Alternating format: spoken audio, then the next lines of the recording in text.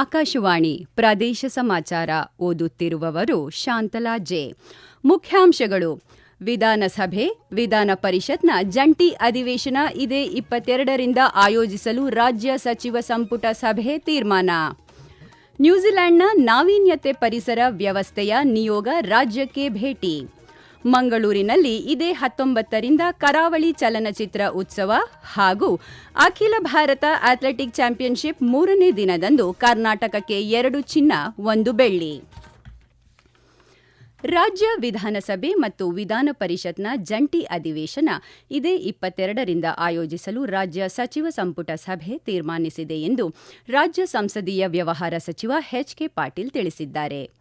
ವಿಧಾನಸೌಧದ ಸಮ್ಮೇಳನ ಸಭಾಂಗಣದಲ್ಲಿ ಇಂದು ನಡೆದ ವಿಶೇಷ ತುರ್ತು ಸಚಿವ ಸಂಪುಟ ಸಭೆಯ ನಿರ್ಣಯಗಳಿಗೆ ಸಂಬಂಧಿಸಿದಂತೆ ಸುದ್ದಿಗೋಷ್ಠಿ ಉದ್ದೇಶಿಸಿ ಮಾತನಾಡಿದ ಅವರು, ಇದೇ 22ರಂದು ವಿಧಾನಮಂಡಲದ ಅಧಿವೇಶನದ ಜಂಟಿ ಅಧಿವೇಶನ ಉದ್ದೇಶಿಸಿ ಭಾಷಣ ಮಾಡಲು ರಾಜ್ಯಪಾಲರನ್ನು ಆಹ್ವಾನಿಸಲು ಸಚಿವ ಸಂಪುಟ ತೀರ್ಮಾನಿಸಿದೆ ಎಂದು ಮಾಹಿತಿ ನೀಡಿದರು. ಕ್ಯಾಬಿನೆಟ್ ಸಭೆಯಲ್ಲಿ 3 ರೆಸಲ್ಯೂಷನ್ ಅನ್ನ ನಾವು ಮಾಡಿದ್ದೇವೆ. ಕರ್ನಾಟಕ ವಿಧಾನಸಭೆ ಹಾಗೂ ಕರ್ನಾಟಕ ವಿಧಾನ ಪರಿಷತ್ತಿನ ಉಭಯ ಸದನಗಳ ಅಧಿವೇಶನವನ್ನ 22/1/2026 ಗುರುವಾರದಂದು ಬೆಳಿಗ್ಗೆ 11 ಗಂಟೆಗೆ ಬೆಂಗಳೂರಿನಲ್ಲಿ ಕರೆಯಲು ಸಚಿವ ಸಂಪುಟವು ತೀರ್ಮಾನಿಸಿತು. ಹಾಗೂ ದಿನಾಂಕ 22/1/2026 ಗುರುವಾರ ವಿಧಾನಮಂಡಲದ ಉಭಯ ಸದನಗಳ ಜಂಟಿ ಅಧಿವೇಶನವನ್ನು ಉದ್ದೇಶಿಸಿ ಭಾಷಣ ಮಾಡುವಂತೆ ಮಾನ್ಯ ರಾಜ್ಯಪಾಲರನ್ನು ಕೋರಲು ಸಹ ಸಚಿವ ಸಂಪುಟ ತೀರ್ಮಾನಿಸಿತು. ವಿಕಸಿತ ಭಾರತ್ ಜಿ ರಾಮ್ಜಿ ಕಾಯ್ದೆಯು ಸಮಾಜದ ಮೇಲೆ ಬೀರಿರುವ ಸಾಮಾಜಿಕ ಹಾಗೂ ಆರ್ಥಿಕ ಪರಿಣಾಮಗಳ ಬಗ್ಗೆ ಸಾರ್ವಜನಿಕರಿಗೆ ಅರಿವು ಹಾಗೂ ಜಾಗೃತಿ ಮೂಡಿಸಲು ವಿಧಾನಮಂಡಲದ ಜಂಟಿ ಅಧಿವೇಶನದಲ್ಲಿ ವಿಶೇಷ ಚರ್ಚೆ ನಡೆಸಿ ನೂತನ ಕಾಯ್ದೆಯ ಕುರಿತು ನಿರ್ಣಯ ಕೈಗೊಳ್ಳಲು ಸಚಿವ ಸಂಪುಟ ನಿರ್ಣಯಿಸಿದೆ ಎಂದು ಸಚಿವ ಎಚ್.ಕೆ. ಪಾಟೀಲ್ ತಿಳಿಸಿದರು. ಪ್ರಧಾನಿ ನರೇಂದ್ರ ಮೋದಿ ಅವರು ನವದೆಹಲಿಯಲ್ಲಿಂದು ಕೇಂದ್ರ ವಾರ್ತಾ ಮತ್ತು ಪ್ರಸಾರ ಖಾತೆ ರಾಜ್ಯ ಸಚಿವ ಡಾ. ಎಲ್. ಮುರುಗನ್ ಅವರ ನಿವಾಸದಲ್ಲಿ ಪೊಂಗಲ್ ಆಚರಣೆಯಲ್ಲಿ ಭಾಗವಹಿಸಿದರು. ಬಳಿಕ ಮಾತನಾಡಿದ ಅವರು, ಪೊಂಗಲ್ ಹಬ್ಬದ ವಿಶೇಷತೆ ಕುರಿತು ತಮ್ಮ ಅನಿಸಿಕೆ ಹಂಚಿಕೊಂಡರು. ಇದೇ ವೇಳೆ ಅವರು ಸುಸ್ಥಿರ ಕೃಷಿ ಮತ್ತು ನಿಸರ್ಗದ ರಕ್ಷಣೆಗೆ ಕರೆ ನೀಡಿದರು. ಮುಂದಿನ ಪೀಳಿಗೆಗಾಗಿ ನೀರು ಮತ್ತು ಮಣ್ಣನ್ನು ಉಳಿಸುವುದು ನಮ್ಮೆಲ್ಲರ ಜವಾಬ್ದಾರಿ ಎಂದು ಅವರು ಹೇಳಿದರು. ಸಾವಯವ ಕೃಷಿ ಮಾದರಿಯಿಂದ ಪರಿಸರದ ರಕ್ಷಣೆಯ ಜೊತೆಗೆ ಆರ್ಥಿಕವಾಗಿಯೂ ಸಬಲರಾಗಲು ಸಾಧ್ಯವಾಗಿದೆ ಎಂದು ರಾಜ್ಯದ ರೈತರಾದ ಮಲ್ಲಿಕಾರ್ಜುನ್ ತಮ್ಮ ಅನುಭವವನ್ನು ಆಕಾಶವಾಣಿಯೊಂದಿಗೆ ಹಂಚಿಕೊಂಡಿದ್ದಾರೆ. ಸುಸ್ಥಿರ ಕೃಷಿಯಲ್ಲಿ ನಮ್ಗ ತುಂಬಾ ಖುಷಿಯಿಂದ ಮಾತಾಡಕ ಇದಾಗಿದೆ. ಯಾಕಂದ್ರೆ ಇವಾಗ ಒಂದೊಂದ್ರಲ್ಲಿ ಒಂದು ರೇಟ್ ಕಮ್ಮಿ ಇದ್ರೆ ಇನ್ನೊಂದ್ರಲ್ಲಿ ರೇಟ್ ಸಿಗುತ್ತೆ. ಸುಸ್ಥಿರ ಕೃಷಿ ಅಂದ್ರೆ ನಮ್ ತೋಟದಲ್ಲಿ ಭೂಮಿನೂ ಚೆನ್ನಾಗಿದೆ, ಅಂತಾಗಿ ಗಿಡಗಳು ತುಂಬಾ ಚೆನ್ನಾಗಿದಾವೆ. ಇವಾಗ ನಾವು ಹೇಳಕ್ ಖುಷಿ ಏನಂದ್ರೆ ನಾವು ಸುಸ್ಥಿರ ಕೃಷಿಯಲ್ಲಿ ಖುಷಿಯಿಂದ ಮಾತಾಡಕ ಇಷ್ಟ ಆಗುತ್ತೆ. ಯಾಕಂದ್ರೆ ಯಾವ್ದ್ರಲ್ಲೂ ನಮ್ದ್ರಲ್ಲಿ ಲಾಸ್ ಏನಿಲ್ಲ, ಎಲ್ಲದ್ರಲ್ಲೂ ಚೆನ್ನಾಗ ಬಂದಿದೆ. ಅದ್ರಲ್ಲೂ ಕೂಡ ನಾವು ಸಾವಯವ ಕೃಷಿಯಲ್ಲಿ ಇರೋದಕ್ಕೆ ನಮ್ಗೆ ಭೂಮಿನೂ ಚೆನ್ನಾಗಿದೆ, ನೀರು ಸ್ವಲ್ಪ ಕಮ್ಮಿ ಕೇಳ್ತಾ ಇದೆ ಭೂಮಿ. ಹಂಗಾಗಿ ಗಿಡನೂ ಭಾರಿ ಎಂತ ಇದಾವೆ. ನಮ್ ತೋಟಕ್ಕೆ ಬಂದ್ರೆ ಗಿಡ ಅಷ್ಟೇ ಕಾಣಿಸ್ತಾ ಇದ್ದಾವೆ. ನ್ಯೂಜಿಲೆಂಡ್ನ ನಾವೀನ್ಯತೆ ಪರಿಸರ ವ್ಯವಸ್ಥೆಯ ನಿಯೋಗ ಇಂದು ರಾಜ್ಯ ಮಾಹಿತಿ ಮತ್ತು ಜೈವಿಕ ತಂತ್ರಜ್ಞಾನ ಸಚಿವ ಪ್ರಿಯಾಂಕ ಖರ್ಗೆ ಮತ್ತು ಇಲಾಖೆ ಅಧಿಕಾರಿಗಳನ್ನು ಭೇಟಿ ಮಾಡಿ ತಂತ್ರಜ್ಞಾನ, ಶಿಕ್ಷಣ, ಸಂಶೋಧನೆ ಮತ್ತು ಉದಯೋನ್ಮುಖ ವಲಯಗಳಲ್ಲಿ ಸಹಯೋಗದ ಅವಕಾಶಗಳನ್ನು ಅನ್ವೇಷಿಸಿತು. ಜನರಿಂದ ಜನರಿಗೆ ಸಂಪರ್ಕಗಳನ್ನು ಬಲಪಡಿಸುವುದು ಹಾಗೂ ಕರ್ನಾಟಕ ಮತ್ತು ನ್ಯೂಜಿಲೆಂಡ್ ನಡುವೆ ದೀರ್ಘಕಾಲೀನ ಸಾಂಸ್ಥಿಕ ಸಂಪರ್ಕಗಳನ್ನು ಸ್ಥಾಪಿಸುವ ಕುರಿತು ಈ ಸಂವಾದ ಕೇಂದ್ರೀಕರಿಸಿತ್ತು.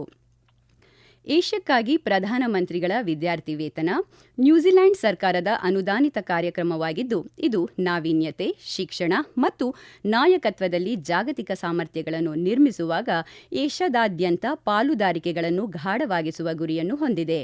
ನಿಯೋಗವು ನ್ಯೂಜಿಲೆಂಡ್ನ ಸಂಶೋಧನೆ, ತಂತ್ರಜ್ಞಾನ, ಶಿಕ್ಷಣ ಮತ್ತು ನಾವೀನ್ಯತೆ ಪರಿಸರ ವ್ಯವಸ್ಥೆಯ ಪ್ರತಿನಿಧಿಗಳನ್ನು ಒಳಗೊಂಡಿತ್ತು ಎಂದು ಪ್ರಿಯಾಂಕ ಖರ್ಗೆ ಮಾಹಿತಿ ನೀಡಿದ್ದಾರೆ. ಕರಾವಳಿ ಉತ್ಸವದ ಅಂಗವಾಗಿ ಇದೇ 19ರಿಂದ 21ರವರೆಗೆ ಮಂಗಳೂರಿನಲ್ಲಿ ತುಳು, ಕನ್ನಡ, ಕೊಂಕಣಿ ಹಾಗೂ ಬ್ಯಾರಿ ಭಾಷೆಗಳ ಕರಾವಳಿ ಚಲನಚಿತ್ರ ಉತ್ಸವವನ್ನು ಆಯೋಜಿಸಲಾಗಿದೆ ಎಂದು ದಕ್ಷಿಣ ಕನ್ನಡ ಜಿಲ್ಲಾಧಿಕಾರಿ ದರ್ಶನ್ ಹೆಚ್ವಿ ತಿಳಿಸಿದ್ದಾರೆ. ಮಂಗಳೂರಿನಲ್ಲಿಂದು ಸುದ್ದಿಗೋಷ್ಠಿಯಲ್ಲಿ ಮಾತನಾಡಿದ ಅವರು, ನಗರದ ಭಾರತ್ ಸಿನಿಮಾಸ್ನಲ್ಲಿ ಒಟ್ಟು 18 ಸಿನಿಮಾಗಳು ಪ್ರದರ್ಶನಗೊಳ್ಳಲಿದ್ದು, ಸ್ಥಳೀಯ ಭಾಷೆಗಳ ಬೆಳವಣಿಗೆಯನ್ನು ಪ್ರೋತ್ಸಾಹಿಸುವ ನಿಟ್ಟಿನಲ್ಲಿ ಈ ಬಾರಿ 11 ತುಳು ಸಿನಿಮಾಗಳು ಪ್ರದರ್ಶನಗೊಳ್ಳಲಿದೆ ಎಂದರು. ಜಿಲ್ಲಾ ಪಂಚಾಯತ್ ಹಾಗೂ ಪಶುಪಾಲನಾ ಮತ್ತು ಪಶು ವೈದ್ಯಕೀಯ ಸೇವಾ ಇಲಾಖೆಯ ಸಹಯೋಗದಲ್ಲಿ ಲಾಲ್ಬಾಗ್ನ ಕರಾವಳಿ ಉತ್ಸವ ಮೈದಾನದಲ್ಲಿ ಇದೇ 25ರಂದು ಮಧ್ಯಾಹ್ನ 2 ಗಂಟೆಗೆ ಕೂಡ್ಲು ಶ್ವಾನ ಪ್ರದರ್ಶನವನ್ನು ಆಯೋಜಿಸಲಾಗಿದೆ. ವಿವಿಧ ಜಿಲ್ಲೆಗಳಿಂದ ಸುಮಾರು 25 ವಿವಿಧ ತಳಿಯ 300 ಶ್ವಾನಗಳು ಪ್ರದರ್ಶನದಲ್ಲಿ ಭಾಗವಹಿಸುವ ನಿರೀಕ್ಷೆ ಇದೆ ಎಂದು ಅವರು ಹೇಳಿದರು. ಪ್ರದೇಶ ಸಮಾಚಾರ ಕೇಳುತ್ತಿದ್ದೀರಿ.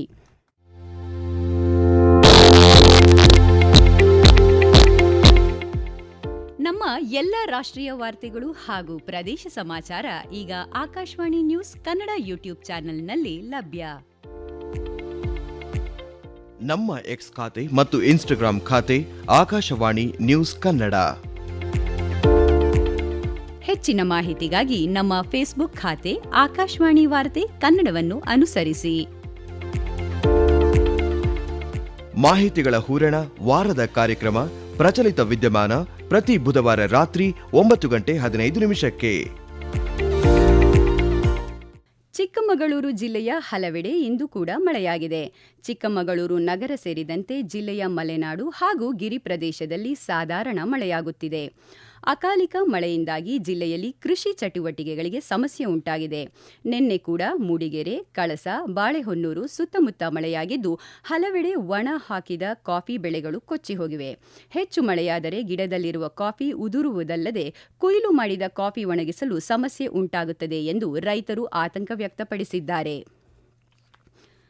ದಕ್ಷಿಣ ಕನ್ನಡ ಜಿಲ್ಲೆಯ ಮೂಡುಬಿದಿರೆಯ ಸ್ವರಾಜ್ ಮೈದಾನದಲ್ಲಿ ನಡೆಯುತ್ತಿರುವ 85ನೇ ಅಖಿಲ ಭಾರತ ಅಥ್ಲೆಟಿಕ್ ಚಾಂಪಿಯನ್ಶಿಪ್ ಇಂದು 3ನೇ ದಿನಕ್ಕೆ ಕಾಲಿಟ್ಟಿದ್ದು ಕರ್ನಾಟಕ ತಂಡ ಉತ್ತಮ ಸಾಧನೆ ತೋರಿದೆ.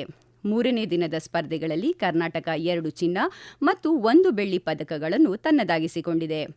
ಡಿಸ್ಕಸ್ ಥ್ರೋ ವಿಭಾಗದಲ್ಲಿ ಮಂಗಳೂರು ವಿಶ್ವವಿದ್ಯಾನಿಲಯವನ್ನು ಪ್ರತಿನಿಧಿಸಿದ ಚಮನ್ಜೋತ್ ಸಿಂಗ್ ಚಿನ್ನದ ಪದಕ ಗೆದ್ದು ಗಮನ ಸೆಳೆದರು.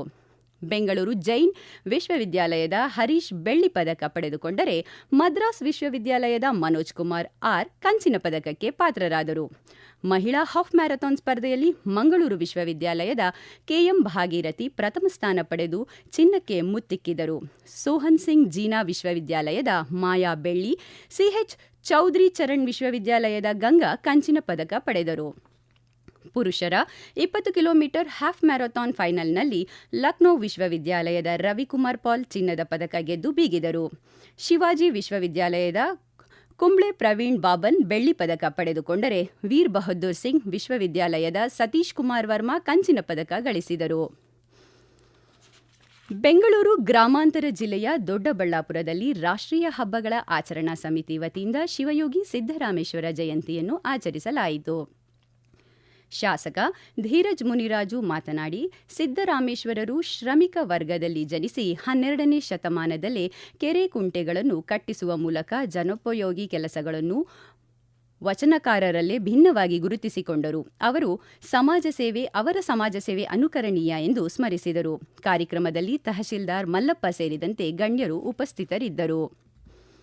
ಸಕಲೇಶಪುರ ತಾಲೂಕಿನ ಬೆಳೆಗೋಡು ಗ್ರಾಮ ಪಂಚಾಯಿತಿ ಮಾಜಿ ಅಧ್ಯಕ್ಷೆ ರಾಜಮ್ಮ ಅವರ ಪುತ್ರಿ ಶೋಭಾ ಅವರು ಕಾಡಾನೆ ದಾಳಿಯಿಂದ ಅಕಾಲಿಕ ಮರಣಕ್ಕೀಡಾದ ಹಿನ್ನೆಲೆಯಲ್ಲಿ ಹಾಸನ ಸಂಸದ ಶ್ರೇಯಸ್ ಪಾಟೀಲ್ ಅವರು ಇಂದು ಮೃತರ ನಿವಾಸಕ್ಕೆ ಭೇಟಿ ನೀಡಿದರು.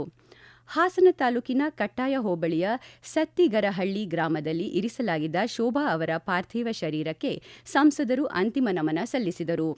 ಈ ಸಂದರ್ಭದಲ್ಲಿ ಶೋಭಾ ಅವರ ಪತಿ ನಾಗರಾಜ್ ಮತ್ತು ತಾಯಿ ರಾಜಮ್ಮ ಅವರಿಗೆ ಸಾಂತ್ವನ ಹೇಳಿದ ಸಂಸದರು ವೈಯಕ್ತಿಕವಾಗಿ 50,000 ರೂಪಾಯಿಗಳ ಆರ್ಥಿಕ ನೆರವನ್ನು ಹಸ್ತಾಂತರಿಸಿದರು. ಕೊನೆಯಲ್ಲಿ ಮತ್ತೊಮ್ಮೆ ಮುಖ್ಯಾಂಶಗಳು. ವಿಧಾನಸಭೆ ವಿಧಾನ ಪರಿಷತ್ನ ಜಂಟಿ ಅಧಿವೇಶನ ಇದೇ 22ರಿಂದ ಆಯೋಜಿಸಲು ರಾಜ್ಯ ಸಚಿವ ಸಂಪುಟ ಸಭೆ ತೀರ್ಮಾನ. ನ್ಯೂಜಿಲೆಂಡ್ನ ನಾವೀನ್ಯತೆ ಪರಿಸರ ವ್ಯವಸ್ಥೆಯ ನಿಯೋಗ ರಾಜ್ಯಕ್ಕೆ ಭೇಟಿ. ಮಂಗಳೂರಿನಲ್ಲಿ ಇದೇ 19ರಿಂದ ಕರಾವಳಿ ಚಲನಚಿತ್ರ ಉತ್ಸವ ಹಾಗೂ ಅಖಿಲ ಭಾರತ ಅಥ್ಲೆಟಿಕ್ ಚಾಂಪಿಯನ್ಶಿಪ್ 3ನೇ ದಿನದಂದು ಕರ್ನಾಟಕಕ್ಕೆ 2 ಚಿನ್ನ 1 ಬೆಳ್ಳಿ.